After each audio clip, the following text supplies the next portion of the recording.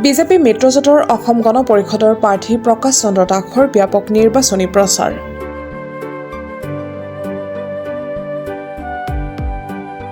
আসন্ন বিধানসভা নিৰ্বাচনক কেন্দ্ৰ কৰি হাজো শুৱালকুছি বিধানসভা সমষ্টিত তুংগত উঠিছে নিৰ্বাচনী প্ৰচাৰ।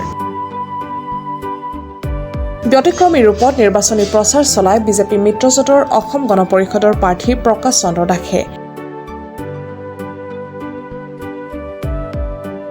বিৰোধীক ৰোধিবলৈ আপ্ৰাণ চেষ্টা অব্যাহত ৰাখিছে। তেনে সময়তে আজি ৰামদিয়াত ঢুলীয়া বেনপাৰ্টি বিহুৱা দলক লৈ সত্ৰ নামঘৰ মন্দিৰত সেৱা আশীৰ্বাদেৰে নিৰ্বাচনী প্ৰচাৰ NDAৰ প্ৰাৰ্থী প্ৰকাশ চন্দ্ৰ দাসৰ।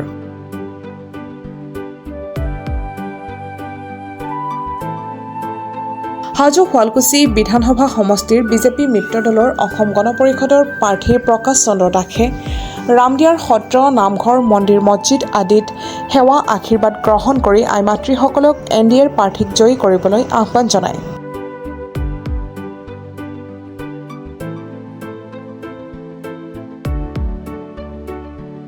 বেনপাৰ্টি ঢুলীয়া বিহুৱা দলক লগত লৈ নিৰ্বাচনী প্ৰচাৰ চলাই সমষ্টিটোত চমক সৃষ্টি কৰে।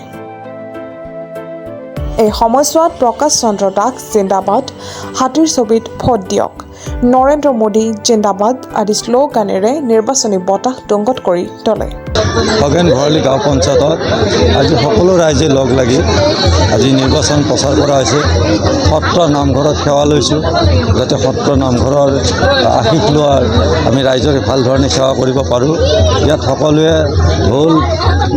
ঢোল তাল বিহু দল আৰু বেং পাৰ্টি সৈতে সংগীতন পাৰ্টি সকলোৱে একেলগে আহি আজি সুন্দৰভাৱে আদৰণি জনাইছে।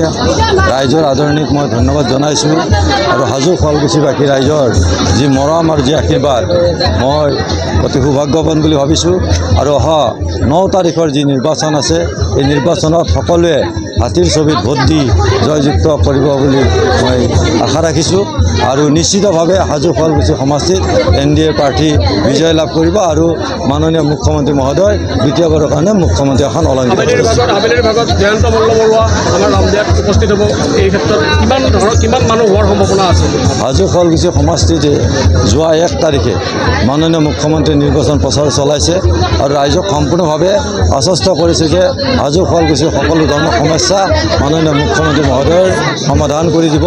আৰু আজি মাননীয় অসম চৰকাৰৰ কেবিনেট মন্ত্ৰী জয়ন্ত মল্লবৰুৱা আহিব, তেখেতে ৰাইজক সম্বোধন কৰিব আৰু এক বৃহৎ এখন নিৰ্বাচনী সভাৰ জৰিয়তে ভাৰতীয় জনতা পাৰ্টিৰ প্ৰতি ৰাইজৰ যে আস্থা আৰু বিশ্বাস নিশ্চয় তাত প্ৰতিফলন হ'ব।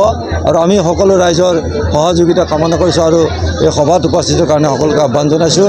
আৰু নিশ্চিতভাৱে হাজো শুৱালকুছি সমষ্টিত ভাৰতীয় জনতা পাৰ্টিক লগত বিৰোধী কোনো ধৰণে তিষ্ঠ দিব পৰাকৈ ইয়াত শক্তি নাই। গতিকে ইয়াত বিৰোধীবিহীনভাৱে হাজো শুৱালকুছি সমষ্টিত NDA প্ৰাৰ্থী জয়লাভ কৰিব।